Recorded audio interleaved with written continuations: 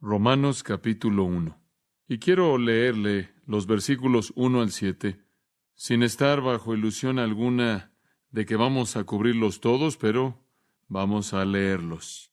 Pablo, siervo de Jesucristo, llamado a ser apóstol, apartado para el Evangelio de Dios, que él había prometido antes por sus profetas en las Santas Escrituras, acerca de su Hijo, nuestro Señor Jesucristo, que era del linaje de David según la carne, que fue declarado Hijo de Dios con poder según el Espíritu de santidad por la resurrección de entre los muertos, y por quien recibimos la gracia y el apostolado, para la obediencia a la fe en todas las naciones por amor de su nombre, entre las cuales estáis también vosotros, llamados a ser de Jesucristo, a todos los que estáis en Roma, amados de Dios, llamados a ser santos, gracia y paz a vosotros de Dios nuestro Padre y del Señor Jesucristo.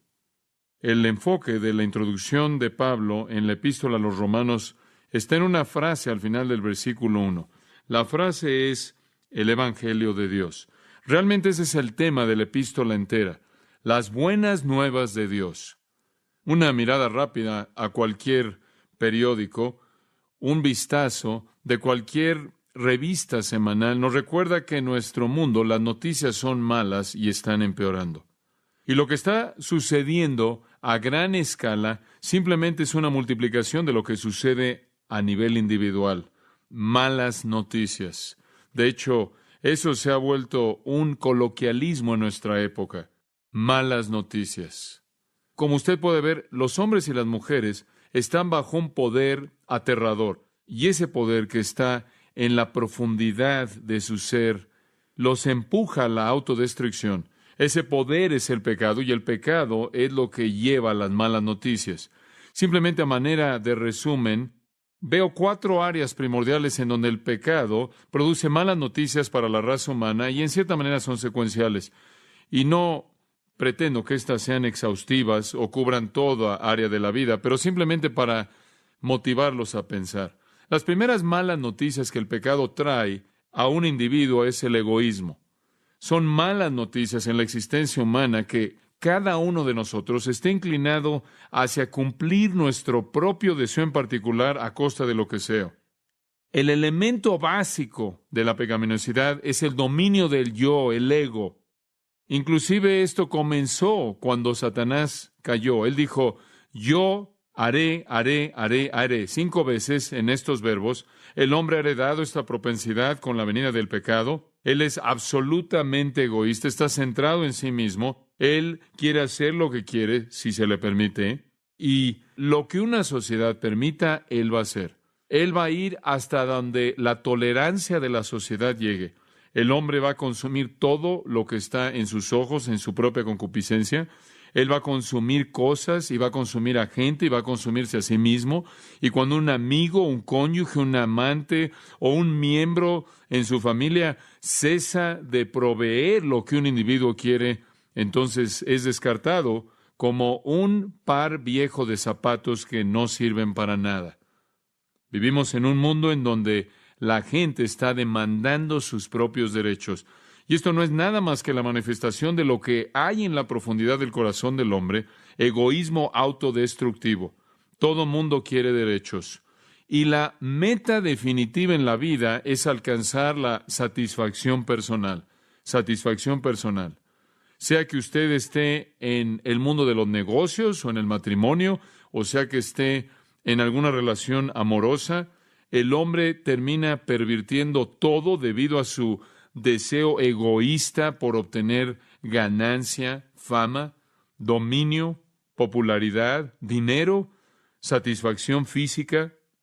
Y entonces el pecado empuja a la humanidad a un estado egoísta de autoconsumismo. Alguien dijo que debemos usar las cosas y amar a la gente, pero en lugar de esto amamos las cosas y usamos a la gente. El final de esto es que el hombre es incapaz de sostener una relación significativa. Él es incapaz realmente de amar. Él no está dispuesto a dar y por lo tanto pierde aquello que es la fuente más obvia de gozo verdadero, que es la abnegación. el hombre se vuelve entonces dominado por una avaricia egoísta que lo aísla de todo y de toda cosa. Y el resultado de todo esto es que el hombre realmente llega a un punto de desesperanza y de soledad absoluta, y encuentra que todas las cosas que consumen sus propias concupiscencias llevan la ley de la devolución decreciente, de tal manera que entre más tiene, menos le satisface. Entonces, lo primero que el pecado ha producido a manera de malas nuevas es que somos egoístas, y es una trampa que nos lleva a la desesperanza.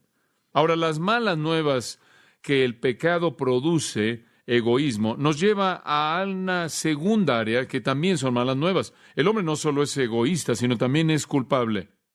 El autoconsumismo, el usar a la gente, abusar de la gente, hacer lo que sea para que pueda usted alcanzar lo que quiere, lleva a la culpabilidad, porque Dios ha diseñado que el hombre sienta algo cuando él peca. De otra manera, el hombre nunca podría evitar ir al infierno. Es como el dolor. Dios le ha dado el dolor para que usted sepa que cuando su cuerpo es lastimado, usted busque ayuda de su cuerpo. Y Dios le ha dado la culpabilidad como una manera de decirnos que estamos en el camino equivocado y algo tiene que cambiar. Y entonces el hombre es oprimido por la culpabilidad. Y las malas noticias es que el hombre vive en ansiedad, vive en temor, vive sin dormir, vive con problemas psicológicos, úlceras, muchísimas enfermedades causadas por su culpabilidad, las cuales él puede tratar de aliviar mediante la embriaguez o el suicidio o algo más. Vivimos en un mundo aterrador en el cual la gente está llena de pánico debido a su culpabilidad y tratan de cubrirlo mediante una fachada frívola.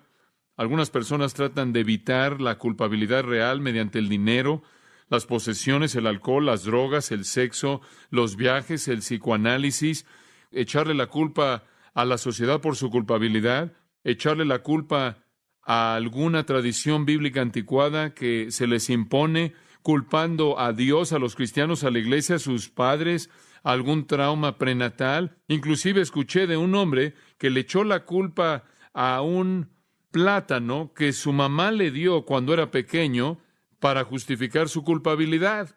El egoísmo lleva al pecado y eso inevitablemente trae culpabilidad. Y cuando usted trata de culpar a alguien por ello, eso únicamente multiplica la culpabilidad, porque ahora no solo es culpable de pecado, sino de tratar de culpar a alguien que no lo merece. Y eso nos da más malas noticias, ya que el egoísmo lleva a la culpabilidad y la culpabilidad lleva a una vida sin significado. El hombre está atrapado en una trampa de su propio egoísmo, en la trampa de su propio egoísmo. No lo lleva a ningún lugar más que a una culpabilidad que lo abruma. Y tarde o temprano se dice a sí mismo, ¿en esto consiste la vida? Es mejor que no hubiera nacido. La vida se vuelve un ciclo interminable de tratar de encontrar satisfacción cuando es imposible y solo encuentra culpabilidad. Y en ese tipo de vida no hay satisfacción. Y donde no hay satisfacción, todas las preguntas elementales son hechas. ¿Esto es lo único que hay? ¿Dónde están las verdaderas respuestas? ¿Dónde están las verdaderas preguntas? ¿Por qué vivo? ¿Cuál es el significado de mi vida? ¿Qué es la verdad? ¿Dónde encuentro lo que es verdad? Al hombre se le alimenta una dieta constante de mentiras por parte del mentiroso Satanás, quien está a cargo del sistema del mundo. Y las mentiras realmente nunca proveen respuestas ante la pregunta del significado. Y por ello nunca escucho una respuesta. Nunca encuentro una respuesta. Y las noticias siempre son malas. Esto es lo que Edna St. Vincent Millay quiso decir cuando dijo, la vida debe seguir, y simplemente olvido por qué. Vivimos en una serie de periodos de 24 horas, sin importancia, sin significado, nada cambia, todo es vaciedad, y como el personaje primordial en una de las novelas de Sartre dijo, decidí matarme a mí mismo para quitar por lo menos una vida superflua. Ahora encontramos un cuarto elemento en esta cadena de malas noticias que es traída por el pecado, y me gusta llamarlo desesperanza. Comienza usted con un egoísmo autoconsumista y finalmente despierta ante el hecho de que encuentra la ley de el retorno o la devolución decreciente, y cuando todo ha terminado, lo único que encuentra es culpabilidad después de todo lo que ha hecho. Y a partir de este trauma y ansiedad de la culpabilidad, se encuentra la falta de significado en la vida. Y a partir de la falta de significado en la vida, se encuentran las malas noticias, que ahora no tiene nada ahora y tampoco lo tendrá después. Y entonces hay una desesperanza total, una carencia de esperanza. No hay satisfacción posible en una vida sin significado, llena de culpabilidad, centrada en uno mismo, únicamente la horrible expectativa de la muerte. ¿Y después qué? No hay esperanza. Entonces la gente enmascara la muerte, lo cual creo que es la obscenidad más perversa para la mayoría de la gente, pero la enmascaran al reírse de ella o al burlarse de ella o cubrirla de alguna manera para aliviar el temor que esto trae. Pero en últimas, son las peores noticias de todas. No hay nada ahí y tampoco hay nada aquí. Malas noticias. Malas noticias. Miles de bebés nacen diariamente en un mundo lleno de malas noticias. Son malas noticias.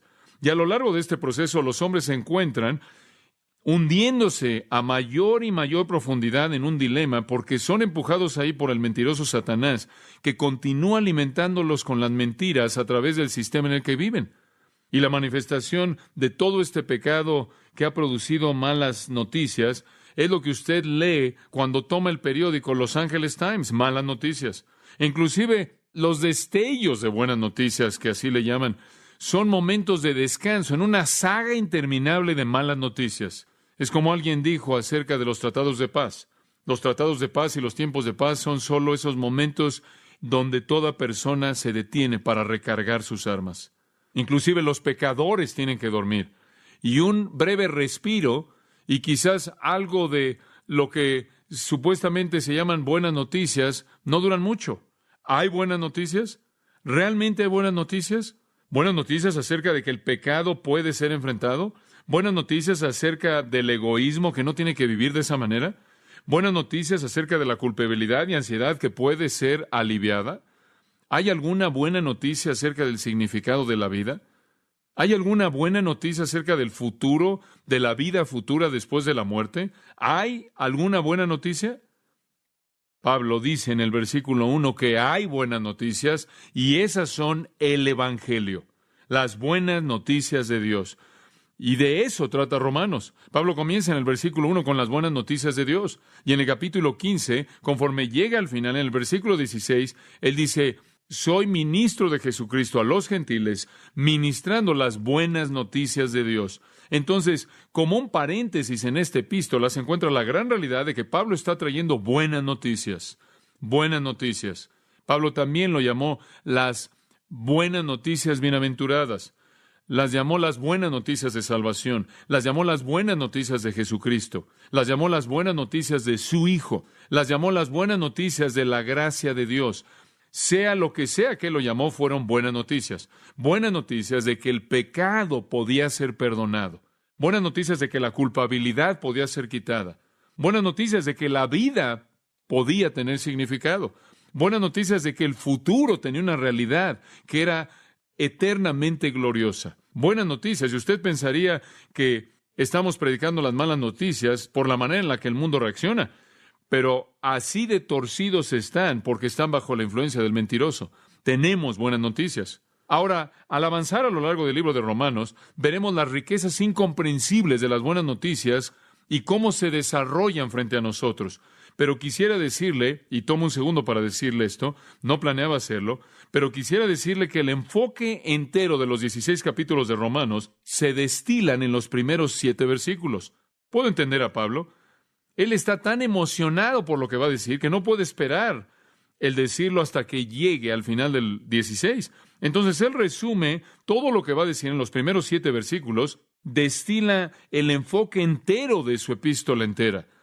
Lo resume, lo sintetiza y después lo desarrolla. Es como si la semilla está en los primeros 7 versículos y después encontramos cómo germina y florece conforme usted avanza a lo largo de los 16 capítulos. Ahora observe el versículo 1 por un momento y vea la frase, el Evangelio de Dios. el Evangelio de Dios, Evangelion, Evangelion. Ese término es usado por Pablo 60 veces en sus epístolas. 60 veces habla de las buenas nuevas, buenas noticias. Es un término favorito de Pablo. No es sorprendente que el hombre que vivió su vida entera oyendo malas noticias y una vez que oyó las buenas noticias, no podía evitar el hecho de decirle a todo mundo, a toda persona que encontró acerca de eso. Tyndall escribió, la palabra evangelion significó bueno, contento, noticias buenas, contentas, gozosas, que hacen que el corazón de un hombre se regocije y lo hacen cantar y bailar y brincar de gozo. Y creo que en esa frase realmente él capturó el significado. Son buenas noticias, son noticias buenas, llenas de felicidad, de gozo, de gusto. Buenas noticias de que Dios nos librará de nuestro pecado egoísta. Buenas noticias de que Dios nos perdonará y nos librará de la culpabilidad. Buenas noticias de que Dios traerá significado a la vida y la hará abundante.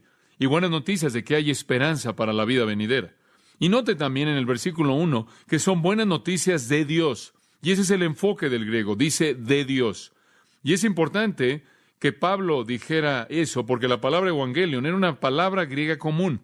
¿Y sabe cómo era usada?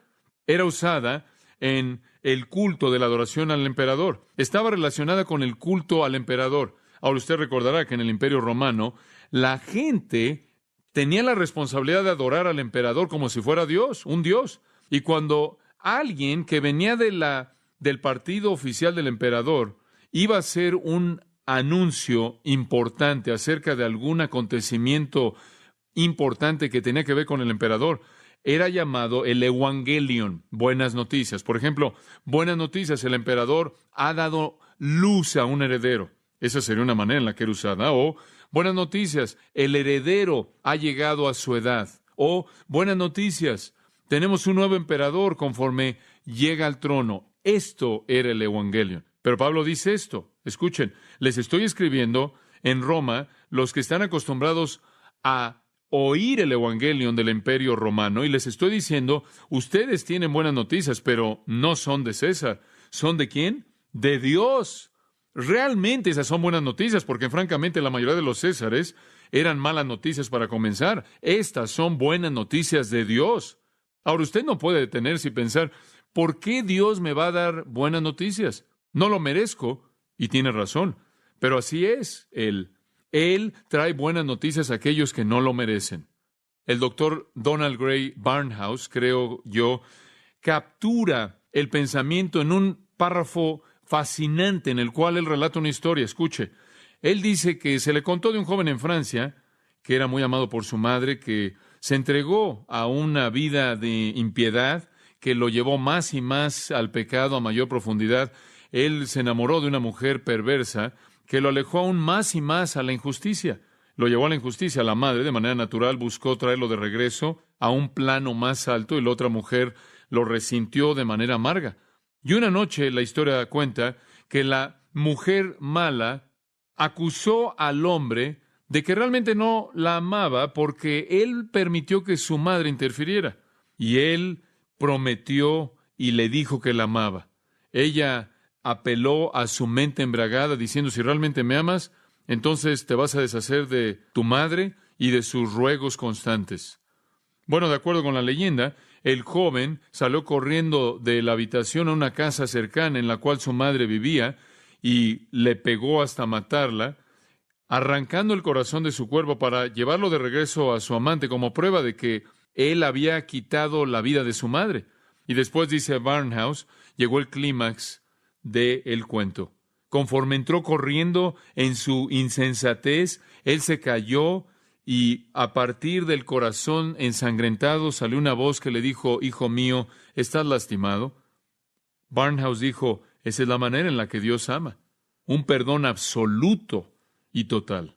Entonces, así es como Dios ama. Carlos Wesley lo expresó en un himno. La profundidad de la misericordia. ¿Puede haber misericordia aún reservada para mí? ¿Puede mi Dios perdonarme y hacer a un lado su ira al primero de los pecadores? He resistido su gracia por mucho tiempo. He provocado su ira. No he oído sus llamados. Lo he entristecido 1000 veces. Y entonces Wesley se maravilló entre las buenas noticias de que Dios le extendió esto a los hombres inmerecedores. Amados, estas son buenas noticias. ¿No le da gusto tener estas buenas noticias? Ahora vamos a ver en estos 7 versículos y vamos a ver en las próximas semanas cómo se desarrollan las buenas noticias. Y esencialmente aquí hay 7 aspectos. Vamos a comenzar con el primero, el predicador de las buenas noticias. El predicador de las buenas noticias. Quizás es porque soy un predicador y ministro que me hallo atraído, me veo con un gran deseo de pasar algo de tiempo en esto porque me habla tanto. Y si usted me permite, por un momento me voy a predicar a mí mismo. Ahora, Dios llamó a un hombre único para que fuera el vocero primordial de las buenas noticias. Versículo 1, Pablo, ¿se acuerda de él? Pablo, él era ese hombre, el predicador de las buenas noticias, único. Se le encomendaron los misterios, aquello que había estado escondido de generaciones pasadas y pueblos pasados, y ahora revelado, es lo que dice en Efesios 3 y Colosenses capítulo 1. Él era el orador primordial de Dios para ser el heraldo de las buenas noticias. Ese judío sobresaliente con preparación académica griega y ciudadanía romana. Ese hombre con capacidades increíbles como líder, un peleador muy motivado, determinado, expresivo, brillante, un hombre con una capacidad de expresión única, especialmente llamado y convertido por Dios mismo. Ese hombre que completó 3 viajes misioneros proclamando las buenas noticias desde Jerusalén a Macedonia y cruzando por ese territorio. Pablo fue un siervo único que podía hacer milagros, sin embargo, no podía quitarse su propio aguijón en la carne. Pablo, que podía salir de prisiones, como lo hizo en Filipos, sin embargo, fue un prisionero. Pablo es el predicador. Y le recuerdo que todo predicador que ha predicado desde ese entonces ha dependido de los sermones de Pablo para su material. 13 libros del Nuevo Testamento, el legado de este hombre a través de la inspiración del Espíritu Santo. Ahora él nos cuenta 3 cosas acerca de sí mismo en el versículo 1. Primero, Pablo, siervo de Jesucristo. La palabra es esclavo realmente. Observe conmigo por un momento Éxodo 21. Permítame ver si le puedo dar un contexto judío para la manera de pensar de Pablo. En Éxodo capítulo 21 descubrimos algo de la relación entre amo y esclavo, amo y siervo, entre el pueblo de Dios, conforme Dios les da unas leyes. Y en los versículos 5 y 6 leemos esto. Si el siervo dice, amo a mi esposa y mis hijos, no voy a irme como alguien libre. En otras palabras, si el siervo dice, no sirvo porque se me forza, no sirvo porque se me paga, no sirvo porque tengo temor, sirvo porque amo a mi amo. Por lo tanto, nunca voy a salir como un hombre libre. Y él era conocido como un esclavo. Y esto es realmente la esencia de la palabra doulos usada en Romanos 1. Un esclavo voluntario. Y observe lo que sucedió en el versículo 6. Su amo lo traía a los jueces y ellos afirmaban esto y ellos también lo llevaban a la puerta o a un marco de una puerta en donde había madera y su amo perforaba su oído y lo servía para siempre. Y si usted decía, quiero servir motivado por amor y nunca me voy a ir porque te amo, entonces era llevado usted a la puerta y ahí donde las mujeres se perforan los oídos, lo cual es insignificante, algo muy significativo sucedía y ese lóbulo del oído era presionado contra la madera y era perforado y llevaba de manera permanente la marca que expresaba, soy un esclavo de amor. Ahora esa es la esencia de lo que está atrás de Romanos 1:1. Regresa esa porción. Y Pablo está diciendo, yo soy un esclavo. Esto es algo que yo he escogido por amor, no por temor. Y habían millones de esclavos en el Imperio Romano. Quizás no todos entendían este concepto judío. Quizás algunos de ellos sí. Estoy seguro de que algunos de ellos servían por amor. Pero la mayoría de los esclavos en el mundo romano, en la cultura griega, no eran tratados como personas, sino como objetos, como herramientas. Si usted quería, usted podía matar a sus esclavos. No era algo importante. Por lo tanto, algunos comentaristas bíblicos dicen acerca de este pasaje que Pablo está usando doulos solo en su sentido judío, que él solo está hablando de la afirmación de su amor y de que está hablando de la dignidad de un servicio así. Y por cierto, en el uso hebreo del concepto de siervo, alguien en los rangos más elevados podía ser un siervo. Los reyes tenían siervos, ministros que ministraban a sus necesidades reales, y entonces en un sentido hebreo, un siervo podía ser un término sublime de gran honor y gran dignidad. Por ejemplo, en Génesis 26-24 dice que Abraham era un siervo. Números 12-7 dice que Moisés era un siervo. En Josué 24 dice que Josué era un siervo. En 2 de Samuel 7:5 dice que David era un siervo. Y en Isaías 20, versículo 3 dice que Isaías era un siervo. Y en Isaías 53 dice que cuando el Mesías venga será un siervo.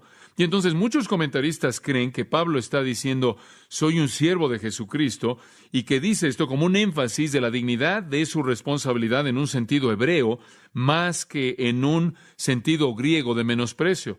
Pero realmente creo que eso no es correcto.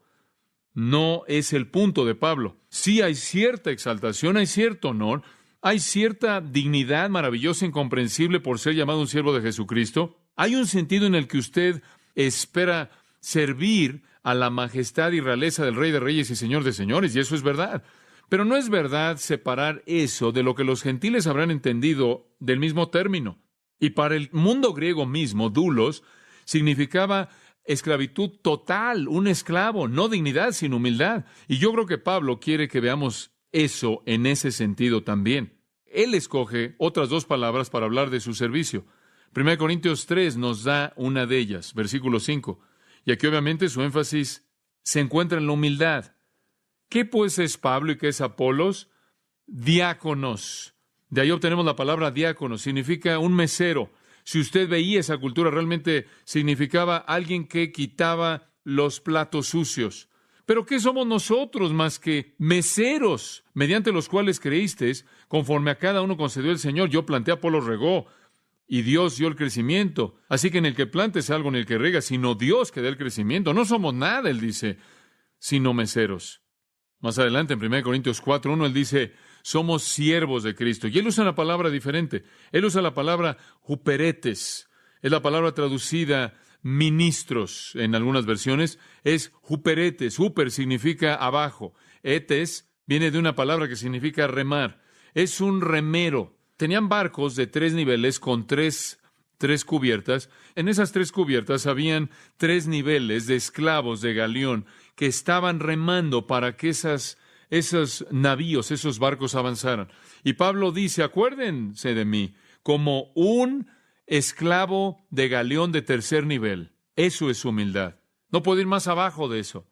Entonces sí, creo que hay un pensamiento hebreo aquí de dignidad, de honor, de respeto, pero está mezclado de manera maravillosa con la humildad del significado del término griego, de tal manera que Pablo, de manera paradójica, se encuentra a sí mismo tanto exaltado como el siervo de Cristo, como también humillado. Una expresión de humildad y dignidad. Y esta es la ambivalencia que todo representante de Jesucristo lleva. Algunas veces cuando pienso en la dignidad de lo que hago, me abruma. Algunas veces cuando me doy cuenta de que me pongo de pie y proclamo el Evangelio de Dios, cuando me pongo de pie y proclamo lo que he aprendido de la palabra de Dios y el ministerio de Pablo y la enseñanza de las Escrituras bajo el poder del Espíritu de Dios, me doy cuenta de que no hay un llamado más elevado en el mundo que ese. Y ahí hay una dignidad maravillosa, y la Biblia dice, nunca hables una palabra en contra de alguien que representa a Cristo. No acuses a un anciano a menos de que tengas una buena razón para hacerlo delante de 2 o 3 testigos. Y la Biblia dice, da honor a quienes el honor es debido. Y la Biblia dice, págales doble de lo que les debes pagar si trabajan duro en la palabra y en la doctrina. Y la Biblia dice, respétalos. Y la Biblia dice, obedécelos y sométete a ellos y haz que tu vida imite su ejemplo. Es algo sublime. Sin embargo, está esa maravillosa ambivalencia espiritual que dice, es el servicio, el tipo de servicio más humilde, porque usted sabe que lo que usted hace, aquello que usted hace, no se lo ganó por algún derecho, no tiene derecho de hacerlo debido a quién es usted. Y entonces, como dijo Pablo en 1 Corintios 3, usted no es nadie, no es nada. Y entonces Pablo era un siervo con todo lo que eso incluía. Era un siervo de Cristo. Eso significaba que tenía que obedecer de manera absoluta a Jesucristo y al mismo tiempo había una dignidad que era maravillosa. En segundo lugar, el predicador del Evangelio dice, no solo soy un siervo de Jesucristo, sino también soy llamado a ser apóstol. La mejor manera de expresar el griego, ser llamado a ser apóstol, es llamado apóstol. llamado apóstol. La idea es que él era un apóstol, no porque él decidió serlo, sino porque Dios decidió y lo llamó de manera eficaz. No hay una selección humana aquí. Por cierto, el término apóstol fue usado primero por el Señor en Lucas 6:13. Él llamó a sus discípulos apóstoles. Ahora, Pablo era llamado apóstol por Dios. Rápidamente, por un momento, acompáñeme a Hechos capítulo 9. Y usted se acuerda, a partir de la semana pasada, que Pablo iba camino a Damasco a perseguir cristianos. Y el Señor lo detuvo y lo cegó. Y después vino un hombre llamado Ananías, quien cuidó de él. Y en el versículo 15 de Hechos 9, el Señor dijo a través de Ananías a Pablo: id, ve, porque instrumento escogido me es este para llevar mi nombre. ¿Él es un qué? Un instrumento escogido. No fue su decisión, fue la decisión de Dios. En el capítulo 22 de Hechos, Pablo mira hacia atrás y él se acuerda de lo que Ananías le dijo. Ananías llegó a él así como el Espíritu lo instruyó en el capítulo 9 y le dijo en el versículo 3, hermano Saúl, recibe la vista. En la misma hora vi y él dijo: el Dios de nuestros padres te ha escogido para que conociese su voluntad y vieras al justo y oyeras la voz de su boca. Esto es Cristo, porque tú serás testigo a todos los hombres de lo que has visto y oído. Observe ahora el capítulo 26, versículo 16. El Señor dice, Pablo está recordando aquí su testimonio: pero levántate y ponte sobre tus pies, porque para esto te ha parecido a ti, para ponerte por ministro y testigo de las cosas que has visto y de aquellas en que me apareceré a ti, librándote de tu pueblo y de los gentiles, a quienes ahora te envío, para que abras sus ojos, para que se conviertan de las tinieblas a la luz y de la potestad de Satanás a Dios, para que reciban por la fe que es en mí perdón de pecados y herencia entre los santificados. Por lo cual, oh rey Agripa, no fui rebelde a la visión celestial. Él fue llamado apóstol. De hecho, en 1 Corintios 9, él dice: ay de mí si no predicar el evangelio. Él dice: no me den una recompensa, no me den honor, no nombren una escuela con mi nombre, no pongan una placa en la pared o construyan una estatua, oren por mí. Dios me ha dado la tarea que yo no pedí, y si yo lo echo a perder, estoy en muchos problemas. Y en Gálatas 1, él dijo: yo soy un siervo llamado apóstol. Y él dice: Dios me colocó en este ministerio. Y él dice en el versículo 10 de Gálatas 1, ¿acaso busco el favor de los hombres o de Dios? Si yo busco agradar a los hombres, no debo ser el siervo de Cristo. Y él dice: y les he dado a conocer, les doy a conocer que el evangelio que fue predicado por mí no es evangelio de hombres, porque no lo recibí de hombres, ni fui enseñado por hombres, sino por la revelación de Jesucristo. Él dice: mi llamado es de Cristo mismo. Ahora, creo que esa es una palabra muy importante. Si usted va a representar al Señor Jesucristo, más vale que sepa que lo llamó usted. Yo no daría un paso hacia adelante si no estuviera seguro de que Dios me había colocado en el ministerio. Va más allá de mí ahora. El término apóstol, que es traducido ya en Romanos 1 como apóstol, significa uno enviado, un comisionado, alguien despachado, un mensajero, un embajador, un emisario. Y por cierto, en esos días tenían ciertos barcos que se llamaban barcos apostólicos. Y los barcos apostólicos no eran barcos que llevaban apóstoles, tenía un sentido secular, un uso secular. Un barco apostólico era un barco de cargamento. Era enviado con un cargamento para otra ciudad. Y entonces significaba cualquier cosa despachada o enviada. Y Pablo está diciendo: yo fui enviado, pero el hecho de que fui enviado no fue una decisión personal. ¿Sabía usted que el término apóstol aparece 78 veces en el Nuevo Testamento y en la mayoría de esas ocasiones se refieren a los 12 y a Pablo, que fueron enviados de manera especial? De manera especial. Esta semana leí la historia de un querido predicador de color. Él predicaba ahí en una pequeña iglesia en el campo. Él predicó con todo su corazón y era un hombre piadoso y humilde. Y un joven vino a predicar un domingo por la noche, que era un joven arrogante y pensaba que era más de lo que la gente realmente merecía. Y él predicó y se vio claro en su actitud que era un hombre orgulloso. Y cuando terminó, el querido predicador de color se le acercó y dijo esto: joven, ¿usted fue enviado o usted simplemente fue? Y creo que quizás hay muchas personas que no fueron enviadas, sino que solo fueron. Pero Pablo fue enviado. Y él lo sabía porque Dios se lo había afirmado. He estado leyendo en las últimas 2 semanas un libro titulado El Pastor Reformado, escrito por Richard Baxter en el año de 1650. Y en las primeras 100 páginas, Él llama al clero ahí en Gran Bretaña en 1650 y les dice, antes de que sigan predicando, más vale que regresen y se aseguren de que son redimidos. Y por 100 páginas les habla de esto. Más vale de que se aseguren que Dios los ha enviado. También hay un sentido oficial en el que tenemos que entender la palabra apóstol. Un apóstol era una responsabilidad oficial. Tenía un sentido amplio y todo mundo, toda persona que lleva el mensaje de Cristo es enviado. Ir por todo el mundo y predicar el Evangelio. Todos somos enviados. Todos somos apóstoles con una A minúscula. Y el Nuevo Testamento enlista a varias personas que son apóstoles, que están afuera de Pablo, del grupo de Pablo y los 12. Pero ellos son los que tienen una A mayúscula, una responsabilidad oficial. Y si usted estudia el Nuevo Testamento, descubriría que tenían que ser llamados directamente por Jesucristo, esto es, directa y verbalmente y personalmente por Él. Tenían que haber sido testigos oculares de Cristo y su resurrección. Y Pablo lo fue porque lo vio en el camino a Damasco.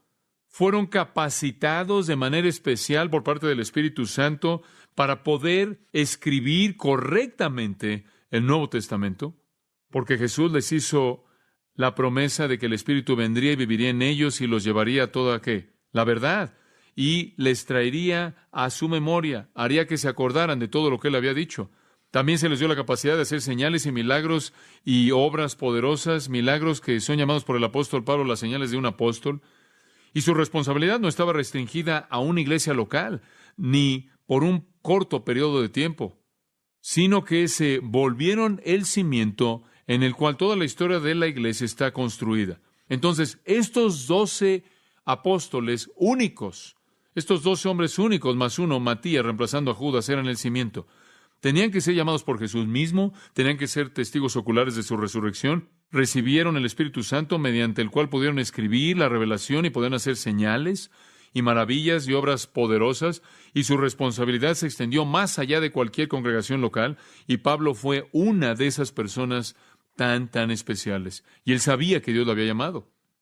Usted sabe, en Jeremías 23 dice que habían algunos profetas que salieron pero nunca fueron enviados, y la gente nunca debe escucharlos. Oh, amados, quiero decirles que hay tantos profetas así como ellos el día de hoy, que están allá afuera hablando, pero no deben ser escuchados. Son profetas condenados, falsos profetas. Y después están aquellos que nunca fueron enviados, simplemente salieron, no tienen la unción de Dios, y no debemos escucharlos. Han corrompido a la iglesia a lo largo de todos los siglos de su existencia, y continúan haciéndolo aún el día de hoy. Y entonces Pablo dice, soy siervo, dice Pablo, siervo de Jesucristo, llamado a ser apóstol. Y por cierto, él se llama a sí mismo al principio de varias de sus otras cartas, y en tercer lugar, y vamos a detenernos con este punto, apartado para el Evangelio de Dios. ¿Quiere saber algo básico? Usted no puede servir a Dios a menos de que sea apartado o separado. No puede ser hecho. Es una idea rica. La palabra apartado es la idea de apartar, separar. Usted puede regresar en el entendimiento del Antiguo Testamento al capítulo 13, por ejemplo, de Éxodo, y usted verá que Dios quiso apartar para Él al primogénito de los hombres, al primogénito de las bestias. Puede remontarse a Números 15 y verá que Dios quiso las primicias, la primera parte de la cosecha. Y puede ir a Números 8 y ver que Dios apartó a los mejores hombres, consagró a los levitas para su servicio. Y puede ir a Levítico 20 y ver que Dios tomó